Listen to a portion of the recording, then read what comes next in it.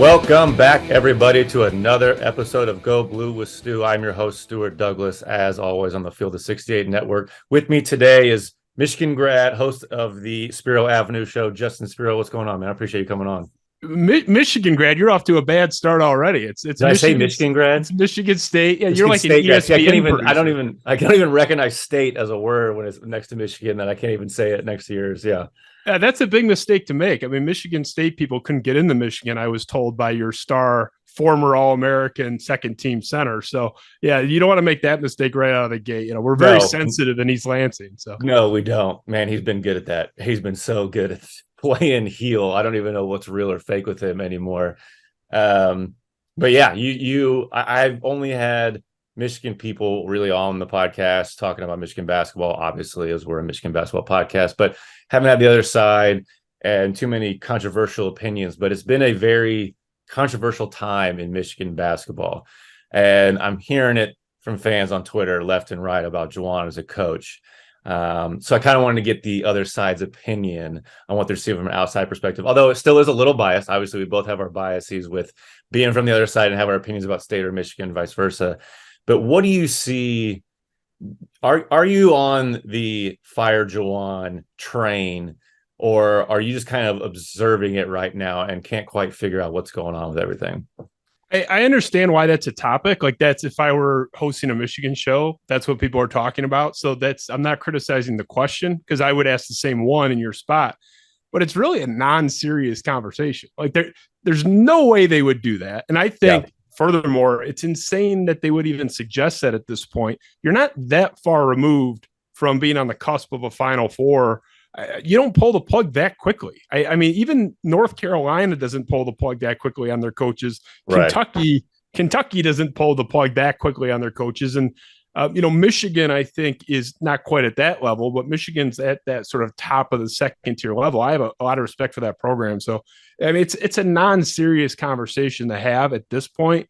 I do think it's fair, if next year goes poorly, to at least have the conversation, depending on what poorly looks like. I mean, how poor are we talking about? Yeah. But if they let's say they miss the tournament this year, which is not definite yet, and then they miss it again next year, you're Michigan. I'll give you the one mulligan. North Carolina had their 10-20 year, and then they were in the national title game a year later. Like, Kentucky missed it one year, broke that streak, but they were right back in the next year. You can't miss the tournament twice in a row. So I think it's insanely premature, but it's not premature to say, oh, this is something to keep an eye on for next year. Yeah, definitely. I think it's just such a nuanced topic that goes beyond, like, oh, he won this amount of games or lost this amount of games or even missed the tournament. I do agree with you. Next year is a huge barometer. If you miss the tournament 2 years in a row, now it depends on who comes back. Let's say Hunter leaves, Kobe leaves, Jet leaves, and I don't know, you have like a weird transfer. Maybe there's a built-in excuse there, but then you're looking at, like, well, why do these guys leave? So that is part of the nuance as well. It's like, why are guys leaving? Why did Frankie Collins leave? Now all these guys can leave, even if they like have their starting spots locked in for next year. So it's a weird topic, I think, for me personally, to compare Juwan to Beilein. I mean, he took over the job right as college basketball was changing really big time, and for better or for worse. Like, now Hunter will probably come back for his senior year because of the NIL changes. Let's all knock on wood that they'll be getting the money from what is it? I can't remember what the program is that Michigan fans started. But on the other side of it is, like, you got guys that can leave in and out, and now you're expected to use a transfer portal to your advantage every single year. I think there's a learning curve there for all coaches. And all in all, you need a greater length of time to figure it all out. I feel like Michigan, for sure, it's been one of my biggest problems with Michigan, even when I was there, was that there was always an expectation of greatness. And I was like, in football and basketball, like, we haven't been great for years and years and years.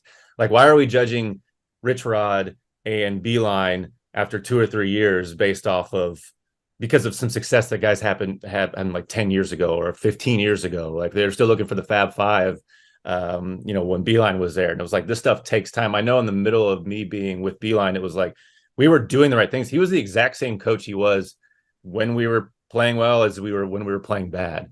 Now, there was some nuance, there's some differences there about how the team reacted, but it's just such a long-term thing. Like I am fully ready to have all sorts of patience. And I think that they've actually improved on the things that they didn't like about Juwan, like the offense.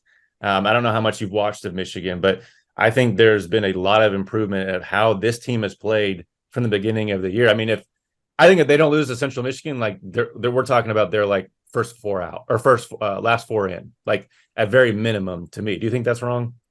I mean, they were last four in 5 seconds ago before the Yeah. Indiana game with the Central loss. So I think that's definitely safe to say. They were already in there. So I think if you take away the Central loss, which is just devastating, I mean, they're 10-21 now. I think that's kind of self-evident. I disagree a little bit on the football. Not that we're having a football discussion, but Michigan's the fan base being mad about the football program when Rich Rod was there. There were a number of reasons why he didn't work out, but they were not 10 years removed. 2 years earlier, they were in a 1-2 against Ohio State. And the year after that, 1 year before Rich Rod, they were preseason number 4 or 5, the Appalachian State year. So that made a little more sense. The basketball thing, I completely agree with you. And it's Beilein, who is your coach. I think he's one of the few successful Michigan figures that Michigan State people can't really say anything bad about. Like, we actually like John Beilein and respect that guy. When you're looking at these programs in general, just any college program, football, basketball, doesn't matter. I kind of look at it in 2 ways, in 2 components. Number one, what's happening on the court or on the field. Like, if you're winning, that's great. If you're losing, whatever, that sucks. But the second component is, what's the trajectory of the program that you see going forward? How's recruiting? What's the attrition like with staff? Are you getting good guys? So like Mel Tucker for the football side, Michigan State, the on-field results sucked this year. Like 5-7 is objectively embarrassing for a program with pride, and Michigan State has that. But I can look at 20 other data points to say, okay, it's still a healthy program. They're spending a ton of money. The facilities are going to be brand new. They had the highest recruiting class in the history of the program. So I can live with 5-7 with seeing something better on the horizon. With Juwan Howard, I'm seeing a mediocre on-court product and the worst recruiting class Michigan's had in some time. They don't have one guy, I think, in the top 75 or 100. So if they have attrition, as we expect they'll have some, it just depends how bad. They better hit that portal, because now I'm looking at the team doesn't look good now. The recruiting class is at not an all-time low, but a recent history low. What am I hanging my hat on at that point? I'm not saying fire him, but I would start to have concerns if I were a Michigan fan. Yeah, definitely. And I should have stated that it was more about hiring Harbaugh when you went through the Rich Rod, Brady Hoke eras, because I should have said, like, I experienced those eras. They were not great. Like, let's be happy with good instead of bad. Like, when you have constant turnover, it puts the program in a state of turmoil, and it's hard to get that footing. I think what thing Beilein did really well was stick around and have it, as Stauskas always tells me, like, make it cool to go to Michigan again. And you don't have that if you're like always questioning the coach. It is all dependent on this turnover. It really is. The recruiting class was not super great. I don't know. We'll see what Washington and Papa can do when they come in. It all depends. You never know what freshmen are going to do when they come in. But I mean, they have Doug and Terrace to build on. Let's say Kobe can come back and Hunter can come back, and you got Terrence. I mean, nobody is going to really leave. You're going to miss Joey Baker, but you can probably replace him in the portal. To be honest with you, with a guy like that, you find shooters all the time in the portal to come in for their 5th year or 4th or 5th year. So that it's a weird conversation that we can have this and evaluate. Like, there's 2 parts of it, right? Like what they're doing as a coach, and then other circumstances that I don't know. Sometimes they are under control. Sometimes they aren't. Like Frankie Collins, there was some, rumors around him that like that situation and dealing with his family or friends group or whatever it may be, his advisors, like, wasn't great. And like, he wasn't getting great advice. So like, is that Juwan's fault? I don't really know. What I will say is that I think players like Juwan, and what I really want to do, and this is like the X factor for me that we'll never fully get right. I want to be inside that huddle. I want to we'll never be able to go through like months and months of practice and see how Juwan actually like operates a program. Because to me, that is huge. Like how he can get guys to react, how he can get them to improve. And if they like him, like, can he build a program? Like, I think he's learning about recruiting a little more. He's learning about the X's and O's. I think his X's and O's have got a lot better this season. He can't just throw the ball up like he did with the Miami Heat, right?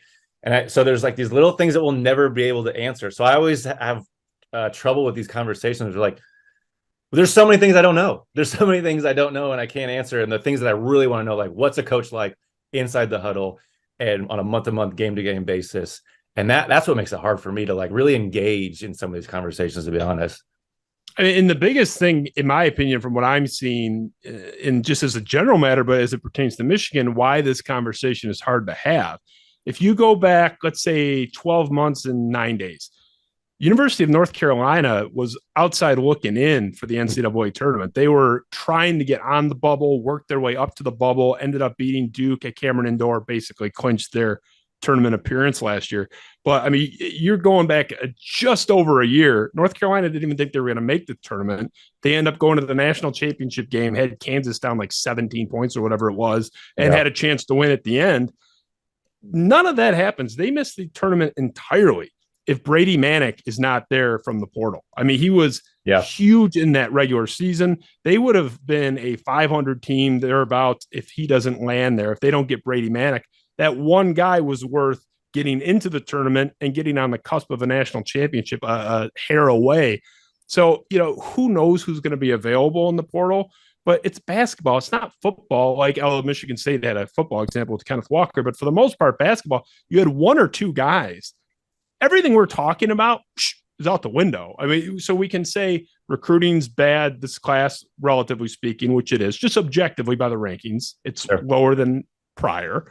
We're not happy if we're Michigan fans with what we're seeing on the court, but you are one living room conversation away from getting a portal guy, and this whole thing kind of changes. So it is a fool's errand to really project into the future. But what you can say is the stuff that we do know, I would be not upset. I would be nervous as a Michigan fan. That's just where I would stand.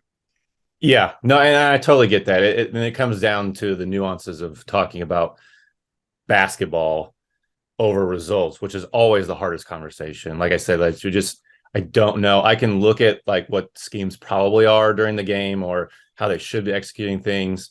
The only thing that I can say is that I've seen vast improvement in the way that they've been executing. And even when they brought Jet back and the whole are they better without Jet and are they better offensively and defensively?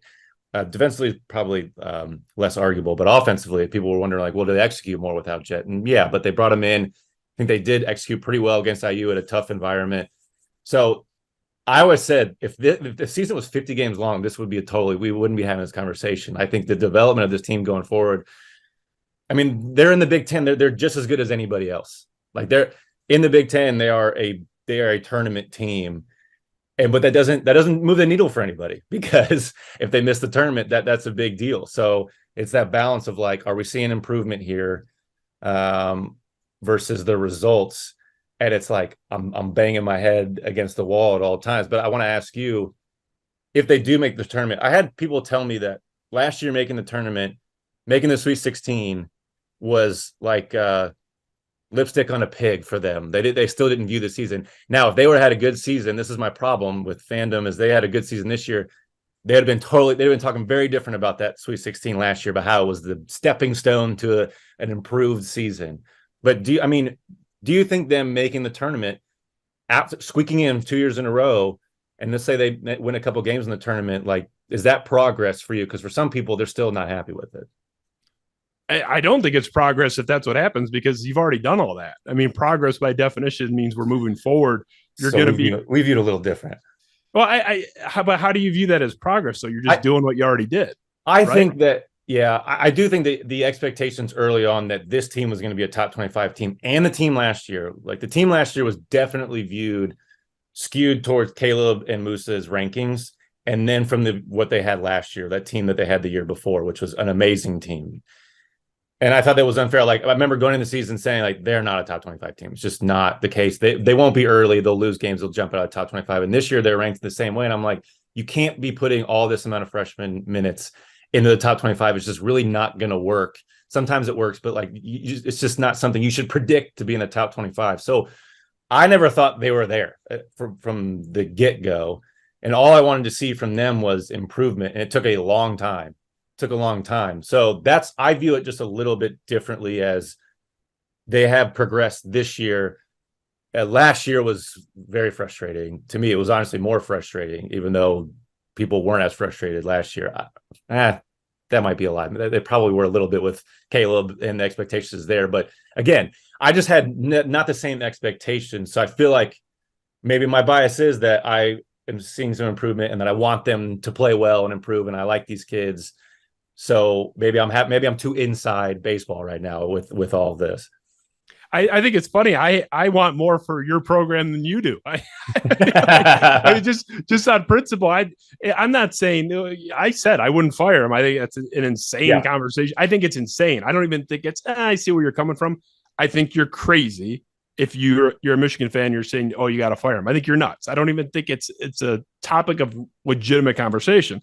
But I would be mad. I mean, I think you guys got to be better than that at this point. I mean, Tom Izzo, first 2 years missed the tournament. Any basketball coach coming over doing a rebuild of a program, you kind of give them a pass those first couple of years anyway. But since year 3, has never missed the tournament since in a quarter century. Juwan Howard has already failed in that by missing the tournament. If it happens, we're not there yet. They could redeem this whole thing, but if he does, he's already done something that the school up the road has never done with their coach that's in place right now. So I don't understand the Michigan perspective, which you are in that camp. It seems like you should be a Final Four, win the Big Ten type thing. I mean, that's what I apply to Michigan State. It's like, did we win the Big Ten? Or are we going to the Final Four? Obviously, national championship's wonderful. That's a really hard thing to demand and pound the table. But like Sweet 16s, it's nice. I'm not thumbing my nose at it, but Michigan has graduated from that in the Beeline era and should expect more, in my opinion. How much, though, are you going to give him grace for stepping? I am not a believer of this program was humming and then they handed Juwan and should be doing the same exact thing. He was never a head coach. He's never been a head coach. He has no idea what he's doing on a lot of different levels. And I just don't think that's fair. Like that team, he's changed so much in the last 2 years. Like that team that he had with Livers and Franz, you could play that NBA style. Like they came up and they played pretty free. Even Hunter was a part of that. And then the defending, like he didn't have to teach them very much. They knew the basic principles, so he could coach them like they were NBA players, I feel like. And then he gets the Caleb and Musa team last year. And it's like, damn, I need to really take this down to basics. And I didn't realize how important it was that I have to play these freshmen now. And that some guys are just have a different learning curve than others. And it's the same exact thing this year with having to play freshmen again. I mean, I really thought Caleb and Musa were going to come back and it was going to be a whole different season. But are you not giving him the benefit of the doubt at all? I really think that it's very different from where he took over, and he's realizing like, oh shit, like this is actually very different. Like the last 2 years is the actual test. And it's like actual now figuring out what college basketball is. And should he have just taken the program and just hummed along with it? Like, should it have been that easy? I don't find it to be that easy. It's not that it's easy. It's just, it's not easy to accomplish things when you're applying it to a high standard. I don't think it should be considered easy, but you're Michigan basketball. It's a hell of a program. Like I said, I mean, I don't think anybody, even Michigan people, put it in like a blue blood program, but I think you guys are right in that next level. So no, it's not that it's easy, but how long is this internship? I mean, we're in year 4, right? I mean, so one more year. That's a long. I mean, if you're valiant defense, to use the Michigan term, valiant. If you're valiant defense of Juwan Howard is, well, to be fair, he doesn't know what he's doing. He's never done this before. He's starting to learn. That's not a great ringing endorsement, in my opinion. I mean, again, I do think it's funny. It's like, who's the Michigan State guy? Who's the Michigan guy here? I feel like I'm the Wolverine demanding more, but I don't know. I am thrilled if Michigan wants to settle for Sweet 16 as a ceiling. I think that's awesome. I think it's great for Michigan State, but just on principle, that should be done by now. I mean, that's kind of like a year 1 on the job, year 2 on the job argument. I mean, so you're saying 1 more year. So the internship, he graduates from the internship like after this year or after next year? After this year. Now, okay, a little caveat for me. I'm still gonna, like, if everyone leaves next year, like I'm not having zero expectations, but if you get, let's say, best case scenario, Jet is the only person that leaves, then you have to win next year. Like you have to be top 3 in the Big Ten, if not win the Big Ten. You have to pretty much win the Big Ten, I think. I mean, I can't imagine what the projections are. I don't know what the projections are next year, what teams look like, and then at least make the Sweet 16. That is definitely an expectation for me next year with this team coming back. If you can get that mostly that core back. So yeah, it all kind of depends on some things, but I'm not going in with zero expectations at all. I just know it's funny. Both years, like last year with Musa and Caleb, and this year with all the freshmen, and then like Kobe playing his first major minutes, Beeline would have lost his damn mind playing this many 18 and 19-year-old kids. He would have lost his mind. He hated it. He said the best thing about freshmen is they become sophomores. It was the worst thing in his mind that he had to play freshman ever. I mean, he tried to bench me so many times, but he couldn't because I was his only option there, the 2 guard for a while. But it's I don't know. And is that on Juwan? We'll see. But no, I'm definitely not like prolonging the internship. If these guys come back, or even if you have like Doug and Terrace and Will, like even if Kobe comes back, if like one of Kobe, Jet, or Hunter come back, there's going to be major expectations on the season next year. There's a lot of Michigan fans. I had Greg Waddell on my show. I don't know if you're familiar with his work from Sleepers Media, and he's a big Michigan basketball guy. And he had an interesting theory, and I've heard it repeated since then. I'm curious for your take on it, not to play host on your own show, but his opinion was Hunter Dickinson leaving would be a good thing, he thinks, because he thinks that his teammates don't like him.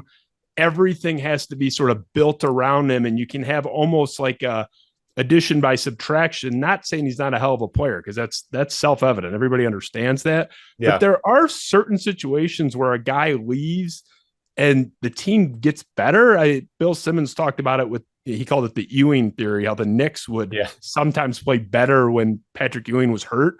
I don't know what's your take on that. He seems to think Dickinson is leaving would be the best thing for Michigan. Is he insane in your opinion? He came on here and we talked about it a little bit, and we didn't really get into it too far.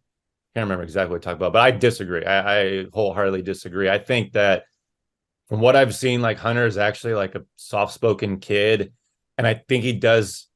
Now we'll never know, right? This is my take. We'll never know unless we're inside the locker room, and even then, you have these bitter relationships. Like I had plenty of teammates I did not care for, like did not want to talk to, did not want to deal with. But he seems like a guy that is playing the heel, and he keeps that pretty separate elsewhere. To be honest with you, I think he's a little too unselfish. I mean, the amount of ball screens this kid will willingly set boggles my mind sometimes. There was a game, not a game, it was the IU game, the last game against IU, and it was a play to end regulation, and he set a ball screen for Jet, willingly came out. He like called for the ball to go to Jet in the wing and was like, thought you were going to throw it to him in the post, and he willingly went and set a ball screen. I'm like, if I am Hunter Dickinson, there's no way in hell I am setting a ball screen there. I'm demanding the ball in the post and then creating from there. Like I am the go-to guy. So I think he's been a pretty willing teammate. I think last year he had a lot of issues with the team. I think there's a lot of issues within the team about dealing with those guys. I think this year, from all reports and just from watching his body language and how he's given effort, it was way better than it was last year. So I don't fully believe that. I think on top of that as well, Terrace needs another year to develop, would be great at the 5 spot, play a little twin towers with him next year, but develop a little more underneath him. I don't know. We'll see if Terrace is fully ready to take on the 5 spot 30 minutes a game as a sophomore if Hunter leaves. That's in the air. But Greg did say that the true test will come when Hunter leaves for Juwan. The true test for Juwan will be when Hunter leaves. Is that next year? Is it a year after that? I don't know. I don't know if I fully agree with that either, but I fight back against that on Greg. I think that Hunter is actually not an asshole. I think that he's a pretty likable guy and surprisingly soft-spoken. I think if you were to talk with him, like in the locker room, this guy went on a microphone and insulted an institution of 50,000 students, hundreds of thousands of living. And it makes him money, and it makes him a lot of money. Well, no, that's fine, but don't say he's soft-spoken. I mean, if that guy in the locker room.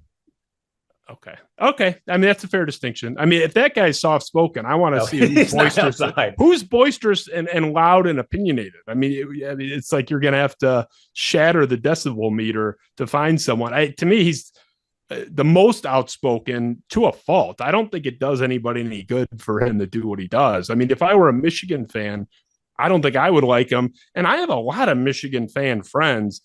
They're not big fans of his act. They like him as a player, but they don't like a lot of the stuff that he does, and they're kind of burned out on it. It's from my conversations, but yeah, I don't know. It'll be interesting. That was Greg's theory. I'm not saying I subscribe to that as a general rule. Yeah, I mean, as a general rule, just give me the talent. Like the whole I'm gonna be better if I get rid of this really good guy. Maybe I'm not. It's never. It's not that it's never happened. It has happened where a team, Grant Hill left the Pistons were better. Everyone's like, "What the fuck's going on here?" I don't know if I can swear on this, you're good. But it's like everyone. How did that team get 15 games better when Grant Hill leaves for Chucky Atkins and Ben Wallace? So there's a sports precedent for it. I'm not saying Greg's nuts. I do think it's an interesting theory. It'll be interesting to see if it gets tested, next year or 2 years from now. And this will be the last question I ask you, and then you can start peppering me. This is why this is good. So it's conversation, okay? Yep. I'm sitting in my host chair in the studio here, so I've got to remember I'm not on my own show. But I'm curious for your take, because you were for the most part, 4-year starter. I mean, you started double-digit games all 4 years you were there. So I defer to your acumen here. The in-game, end-of-game coaching decisions have been, I think, objectively the most discussed criticism angle of Juwan Howard this season. Yeah. Other than I did watch the entire Indiana game. For the most part, I only watch the last 5 minutes of close Michigan games. I got other stuff going on. My wife's already tired of me watching every second of every Michigan State game. Right. So I'm only seeing the end of game pretty much. I don't think he's great at the end of the games. I mean, I don't know if it's results or guys are just missing open looks or whatever. Joey Baker missing a wide open shot. He's a 40-plus 3-point guy. That's not on Juwan Howard. So I think it's a little overblown, but what's your take on that? Is that a fair criticism? Are you seeing from a guy with a high basketball IQ like yourself? Are you seeing I don't like Juwan's approach to the end of game situations, or is that sort of idiot Twitter fan nonsense? I think mostly dumb. I think there's some criticisms there. I think they were trying to do too much. I think I can't remember what game it was. There's sometimes they try and do a little too much, and where they should just simplify it. I mean, Beeline at the end of the game, it was quick hitters. We were running a ball screen or a pin down action. There was not a lot of complicated action going on. It was, we're going to win with talent, and we're going to exploit the inevitable switch that happens, all the switching. So I think he was trying to do too much. And the weird argument is he's not doing enough. And I'm like, he should just simplify it. He did it really well. The other part of it is some of it's on the players. The IU game at home, they ran a ball screen action, and they try to run sort of an odd Spain action where Jet, I don't know if he was supposed to come off a pin down after Hunter set the screen, if you're just supposed to replace the roller. I don't know what happened, but they set a screen, wasn't a good screen on Hunter, didn't even touch the man.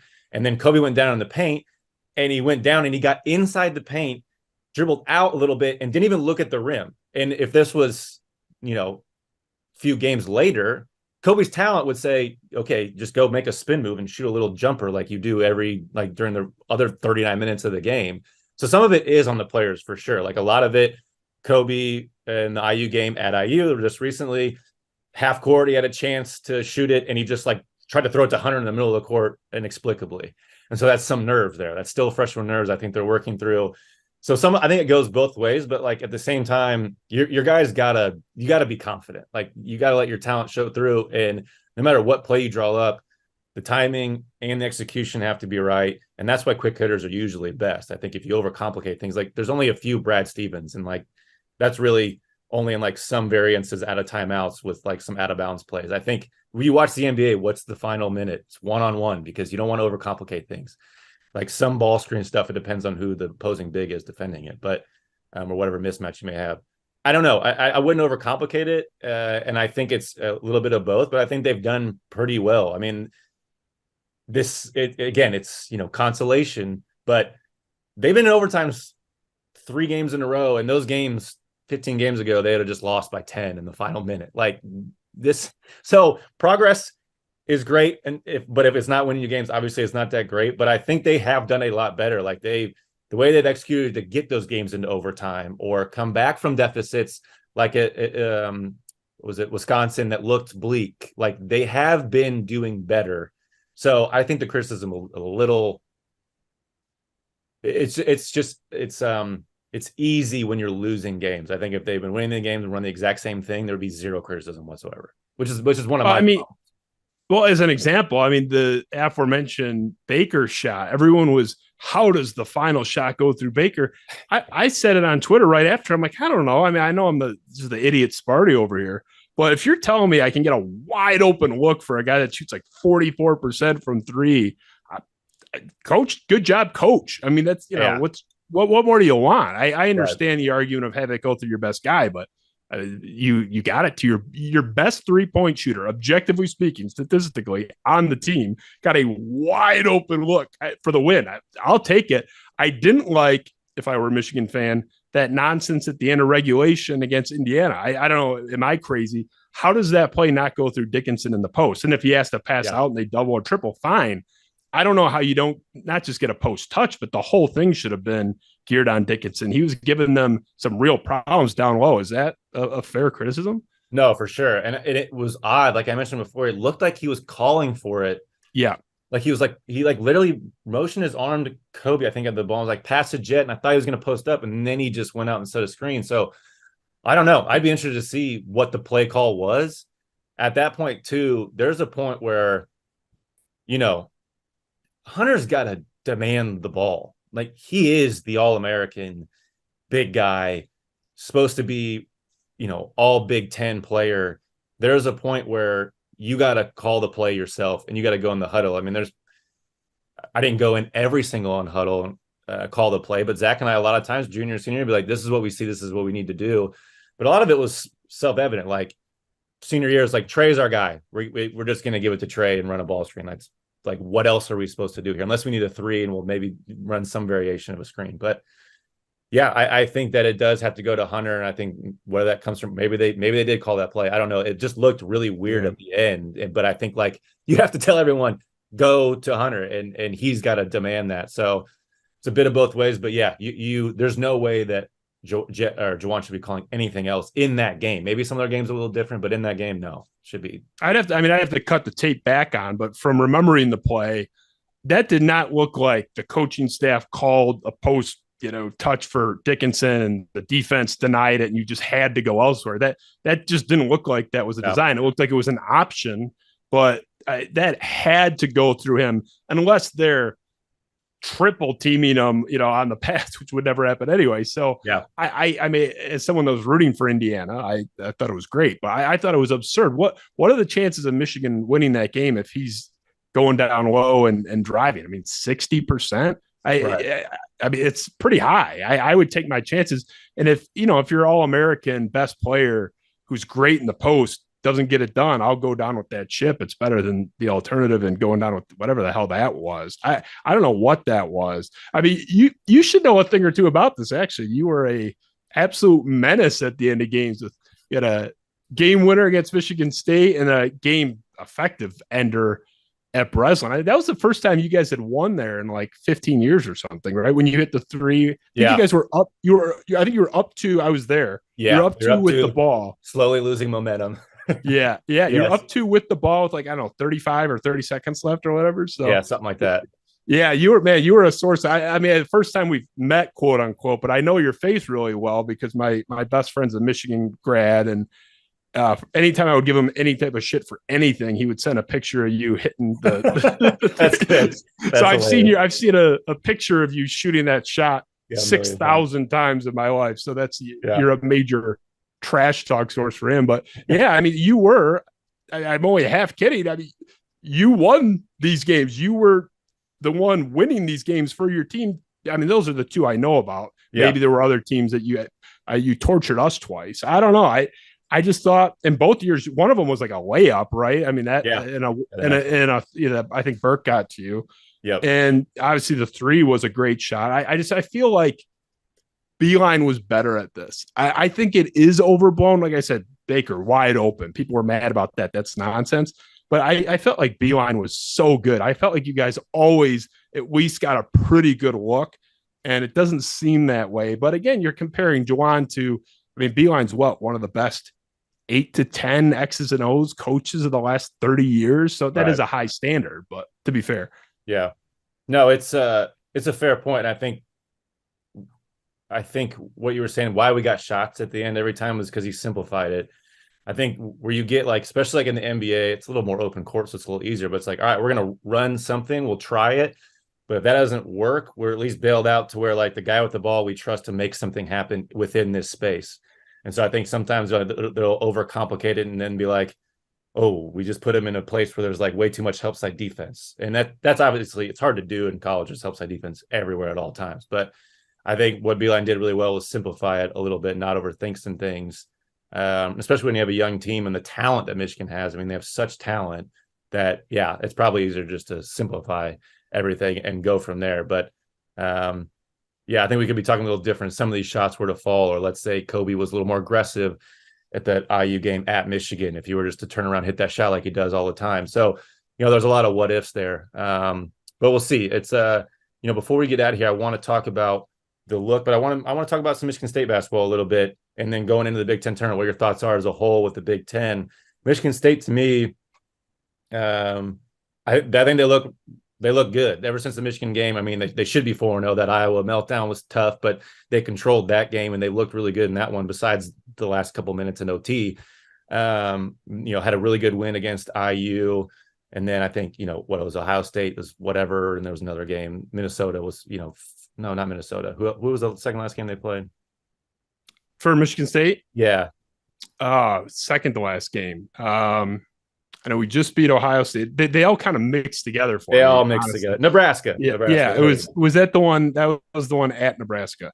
Yeah. I couldn't remember if that was the second or third to last one. We just looked so bad in the first half, and then definition of tale of two halves. Yeah. I mean, this is a weird team. This is like in February. I think basketball is always in this era a small guy wing sport. It didn't used to be, but the last 10 to 15 years, I think it's always that year round. But big men do seem to have more of an impact in the regular season than they do in the tournament. It's even more so a guard and wing sport in college come tournament time. Mm-hmm. And the argument for Michigan State being in good shape is they have one of the best backcourts in the entire country. And you have four guys that are shooting 41% or higher from three. They're the only Power 5 team in the country that has that. And Akins, Walker, Hauser, and Hall. So I got four guys that are, by definition, objective elite shooters. I got three ball handlers. Can they mitigate that lack of a big man? I think they can, not to win 6 games in the big dance. I think that's a tall order. At some point, you're going to have to grab an offensive rebound and get an extra possession and steal a possession. And this team doesn't do that. Yeah. But they are capable of going on a run. I would rather have a really good backcourt and good wing play than a really good front court, a bunch of good bigs, and shoddy guard play, especially in the tournament. So right. I like this team. I wish they had gotten someone in the portal.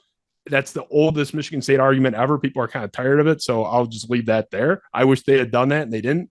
But I like this team a lot. If you have four guys that can shoot at that level and three very good ball handlers, you can do a lot. But it is going to be the definition of shots got to fall, because I don't see them having one of those games where, and we've seen it every time Izzo run, there's one game where they shoot 33.8% from the field as a team and win anyway. Yeah. I don't think this team is going to be able to do that. I mean, you would need the other team to have an even worse night. I don't see them as capable, or at least a good bet, to overcome that. So they do have a flaw. It's just, is it a serious flaw or a fatal flaw? I don't know which one yet, but I like this team. I really do.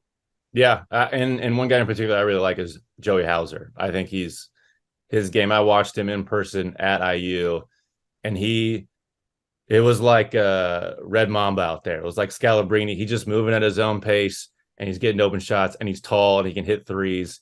But I was looking through your Twitter, and do people not like Joey Hauser in the MSU? Is he a malign? Oh, they do now. A bunch of Johnny come latelys. I was getting pitchforks thrown at my head last year. What did they not like? What was he not shooting well? I wasn't following too close. Well, he just there are a number of things. I mean, he does struggle defensively. Everybody understands that. And that's not an effort thing. That's just he's a little slow footed side to side. He doesn't have the best hip mobility in the world. So that was part of it. But he was tentative. It's not, if you look at his numbers, although he's shooting much better now, he was never a bad shooter at Michigan State, but he had a little bit of that lack of confidence issues. He'd be wide open and would hesitate and then pass out. And he did have frustrating moments, but I felt like the Michigan State fan base didn't see. You can see where a guy has it and just needs to take a breath and relax versus a guy that just is never going to be good. And I'm not going to name any Michigan State guys because I want to be a dick, but there have been Michigan State guys over the years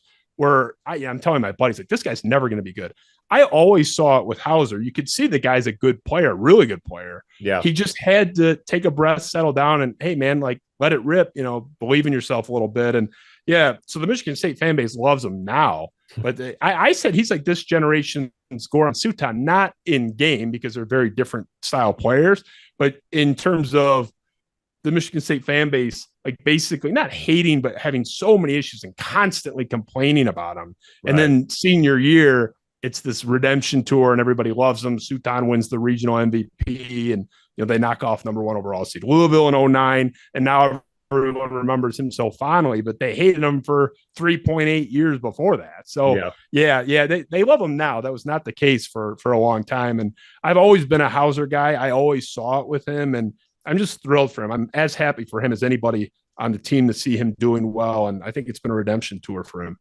Yeah, he's fun. He's a lot of fun to watch. I just like his game, and I love anybody who can play well and not slow. Like I appreciate people going at their own pace, and he's just going to do exactly what he's good at. So I always love that. Love watching guys like that. I'm curious. I want to talk about the Big Ten tournament, but in Michigan State's prospects, it's always like trying to find the teams that are hungry enough. And I don't know where Michigan State is projected in the tournament. And if I've said it on here before, but like I hated the Big Ten tournament. If I knew we were pretty much locked into a certain number seed, I did not care for it. Is this Michigan State team? Do you think they're looking for a higher seed? Is this something they always seem to like the Big Ten tournament a little bit? I mean, every group is a little different, but do you see them being able to make a run here? Oh yeah, for sure. And part of it is a function of the conference isn't that good this year. It's just not. Yeah, it's just not a good conference this year. I mean, would it shock anybody? I'm not predicting it. I wouldn't, bet on it. But would it shock anybody if Ohio State got hot and knocked off Purdue in a game? I mean, right. It would. A couple of things would have to happen for them to even get to Purdue. But I'm just saying, if it got there, nothing is that surprising. And Tom Izzo said something yesterday, or the day before, about look, Minnesota's looked a lot better the last couple of weeks. I mean, even like the bottom of the conference has looked, functional and competent. So, yeah, I think Michigan State can absolutely win the whole thing. And this team does not strike me as a team that doesn't want to be there ever and is just going to kind of mail it in as a relative term. Mm-hmm. For whatever flaws they have, that's not one of them. They have a lot of the dog in them thing is so overused, but it's kind of true. AJ Hogard is actually kind of scary. I mean that as a compliment. Like he would kind of frighten me. It's gotta actually like be locked in. Like he's kind of terrifying. When he's glaring at you.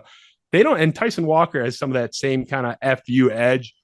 I don't see them as being a team that we have to win this to go from a 7 seed to a 6 in the tournament.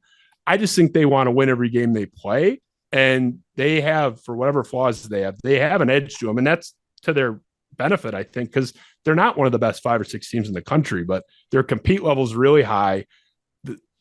Not every Michigan State team has had that, but the best evidence that they're going to really go for it in this Big Ten tournament is Tom Izzo's won the thing a bunch of times and has, gotten close a bunch of other times. The culture of the program has been to embrace it. Now, Tom Izzo used to hate it openly his first 5 to 6 years of it, but has since really embraced it. I'm curious, is it your opinion, or was it common with your teammates? Were you guys all kind of like F this, or were you kind of an outlier in that regard? It wasn't quite F this. My senior year in particular, like we just expended all of our energy in the regular season, and then like it was such a high to share the title of the Big Ten and like get there from nowhere. it took so much effort that like there was just a mental letdown after that. I think it was like we accomplished something so big in our minds and like so unbelievable to some other people, to most other people, that like we just had a bit of a mental lapse.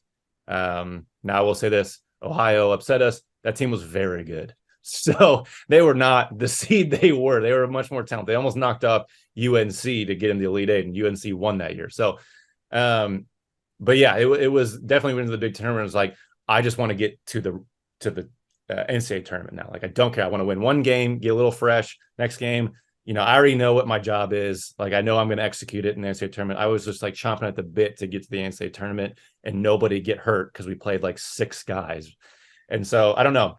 I had a really different view of it, but I don't think that's super common. I mean, I know that this Michigan team's obviously dying to win every single game, and you've got a lot of Michigan teams that have been the same way. I think my team was like just a little more unique in that sense. But I think even that 13 team, I think they got knocked out, didn't they? Pretty early in that Big Ten tournament or something. The 2013 Michigan State team. Michigan team. I know Michigan team. I can't. They didn't win that, did they? I thought they lost. I don't remember, but what was the year that we played in the championship game? Was that?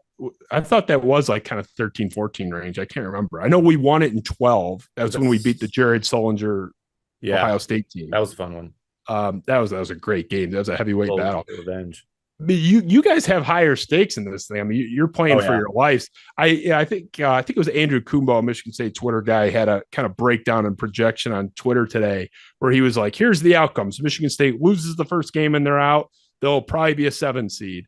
They win the whole thing, they're probably a 6 seed. So it's you're basically like, it's either banner or bust. Like, is there a huge difference in terms of big implications, whether they win 1 game or 2? It's like, you obviously, to me, you want to win a banner. That's great. I don't know if there's a whole lot of difference between losing the first game and losing in the championship game. Obviously, the more wins, the better. But it seems like they're locked into that kind of 6-7. You really want to stay off that 8 seed line so you can dodge that 1 seed bullet in the second game. So I'm not going to say it doesn't matter. It matters a lot less for Michigan State than it does for a lot of schools, particularly if we're talking about the Big Ten, Michigan. I don't know. I feel there's all sorts of projections, and this stuff doesn't occur in a vacuum. Obviously, there's other teams that are doing stuff and vying for a spot in the tournament. But if Michigan loses the first game, they're done. I think everybody understands that.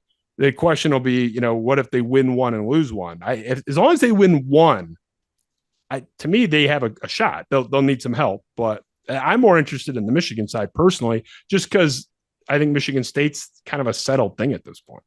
Yeah, no, for sure. I see people have said that, and it's kind of surprised me. I didn't think if they beat Rutgers that they would be in, but I don't know. They have a weird mix of bad losses and good net rating recently, especially the upward trend. How much does that play a part? I don't know. It's always a mystery. I think they've figured out a little more, but this Michigan team has been a little odd. I mean, last year I thought it wasn't as big of a shoe-in as people expected them to get in the tournament. So I might just be a little off on my evaluations. I'm not good at these things anyways. But if they win 1 and get in, I think I might be a little shocked, to be honest. But that is how much the committee does love the Big Ten. I mean, people love the Big Ten, and it's kind of bizarre because I haven't watched enough of the rest of college basketball, but Big Ten's not great. It's just not great. And I know you say people say that they beat the hell out of each other, and that's fine. And I will say every team has looked a lot better in the second half of the Big Ten season. But the first half of the Big Ten season, watching those games was so ugly. I mean, it was brutal to watch IU at times. It still is the way they play, just only Trace Jackson Davis at times. But I think that the basketball has improved, but they're definitely not like the powerhouse. Like the amount of teams that they're going to get in compared to other conferences, I think means nothing, which is kind of the case usually. I mean, to me, the best measure of it is you go into many, many years in the last 15, 20 years, several of them you can pick from. For the tournament, right before the first game of the tournament, there's 2 to 4 Big Ten teams that have like top 10 to 12 national championship odds in Vegas. Like there's years where Michigan had the 3rd best odds, Michigan State had the 1st or 2nd best odds, and then maybe you have Purdue at like 10 or 11. There's usually at least 2 or 3 teams that have really good title odds. Purdue does this year. And I don't know if you want to bet on Matt Painter getting it done for 6 games. I know I don't. Not with that team. And other than that, I mean, there's no one in that. I haven't checked recently, but I don't think there's anybody in that top like 15. So that's an objective way to look at this and say, yeah, this conference is down. And the whole beat each other up thing, save that argument for a year where there's 3 or 4 viable national championship contenders. This ain't 2023. That's not the case now. So it's a weird year, which makes the Big Ten conference tournament even more difficult to predict. I told my buddy Anthony Broom, who's a Michigan guy, I saw Michigan at 25-1 today to win the tournament. I'm not saying they're going to win the Big Ten tournament, but you're giving me 25-1, and I got like 3 or 4 really talented guys, and most of my losses are by 1 bucket anyway. I feel like 25-1 is pretty good. I wouldn't mind putting $100 on Michigan at 25-1 to win the Big Ten tournament. So it's a weird year. I think there's going to be a lot of people on shows like this that look really dumb for any strong predictions. It's going to be an interesting weekend.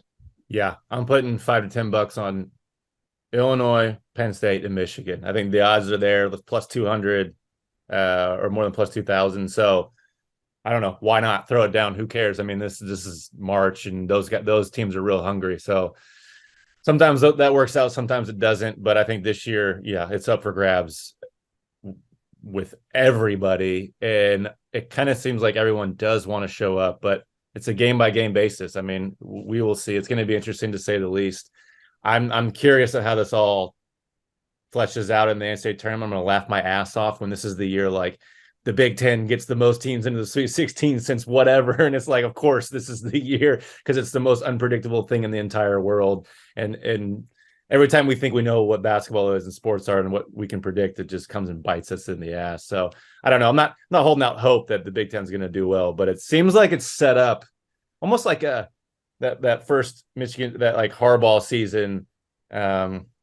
Was it 2 seasons ago? The first college football playoff appearance, and they're like, "Oh, it's going to be a bad year," and it's like, "Watch, they'll do well because there's no expectation." So I don't know. It feels kind of slightly like that. I feel like that's like the romantics of sports. No, would you agree with that? Oh, yeah. And especially this year, I think the national landscape is sort of reflective of the Big Ten, or maybe vice versa. It's not to the same degree. There's better teams on the national stage than there are in the Big Ten. I think Houston is better than any team in the Big Ten, for example. But there's no, supreme Jay Wright Villanova team, or one of the sort of iconic North Carolina teams, or the Anthony Davis Kentucky team. And I think you have like 2 or 3 teams that are really good, like 5 or 6 teams that are pretty good, and then it's kind of like a bunch of C+ to B-. And who can predict this tournament confidently? I mean, Houston, for as good as they are, they've looked incompetent during long stretches of games against mediocre competition this year. They usually end up figuring it out, but this is not a year where you're watching like a Bill Self 35-2 Kansas team where almost every night they just look a cut above. Even the best of the best in this country look like they can get popped at any time by anybody with a pulse that's shooting decent from deep. So this is the year where the office secretary who has never watched a game is going to win the bracket pool. It's just, don't even try. No. Don't ignore every podcast it's telling you throw it all out this year, even more so than other years. I mean, that's every year, but especially this year. It doesn't feel like a chalk year. I feel like we're going to see a lot of weird stuff this year. Yeah, I'm still picking Houston. I picked them. This is going to be my 30 in a row. I like them. I'm waiting for them to win, mostly so Kelvin Sampson get a championship and I can talk shit to IU fans because it's my favorite thing to do in the entire world. But I'll never forgive him for the Jordan Poole thing. I mean, that was so. What is he doing? That was not guarding the inbounder at that. Like, what are you doing? Yeah, Sorry. That was pretty bad. That was so stupid. I was saying in real time they're lining up. I'm like, Get on the inbounder. I knew it was going to happen. So I'll never forgive him for that. But Houston is my favorite team. I totally agree with you. They play like, and they did last year too, their brand of basketball. Man, that would be fun to root for. They're just trying to punch everybody in the mouth, and they are in your face, and they have very few lapses. They have a couple mental because they're college kids, and even NBA players do, but they don't have any like effort lapses. Those guys are on 100 for the entire 40 minutes. So I'm with you if I had to pick, but it wouldn't surprise me if they lost in the second game either. It's a weird year. Yeah, definitely. I always just look at a team and I'm like, Would I be scared to play them? Yes. Okay. I believe in them. They go from there. That was Texas Tech in 2019, and we both ran into that buzzsaw, and they had a lot of that same stuff. That Texas Tech was like terrifying. I was almost like rooting for you guys to get them out of our way and then lose the next game. But yeah, they were a scary team. I wanted no part of them, and that was a tough break, for Michigan State, and you guys were just farther upstream of that buzzsaw. Yeah, well, that adds complexity to the conversation of success. I mean, Jordan Poole doesn't hit that shot. Are we talking about Beeline the same? I don't know. Probably not quite the same. So it's weird things that happen in March that and playing a bunch of turds in the next 3 games. I mean, it's like Florida State 9 seed, Texas A&M 7 seed, Loyola Chicago 11 seed. Like, where can I sign up for this easy ass path? I mean, my God, but I'm not going to get into the maybe Beeline's not that great after all conversation, because I'm probably a bigger Beeline fan. I think that guy's so good. And he came into that program and they were a mess. I never thought it would work.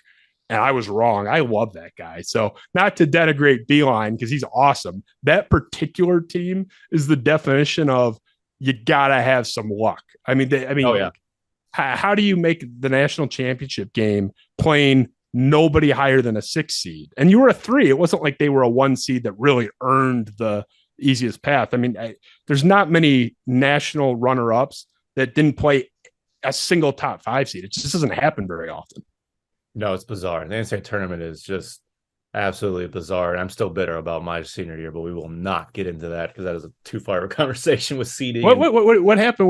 What's that in reference? We lost to Ohio. Oh, I thought that was your junior year. So that was your senior year. Okay. Junior year, we should have beat Duke to get to the Sweet 16, and we lost that. But yeah, we lost to Ohio my senior year. And that team, they went on to challenge North Carolina. It looked like they're possibly going to win, I think, if I remember correctly, to get to the Elite Eight.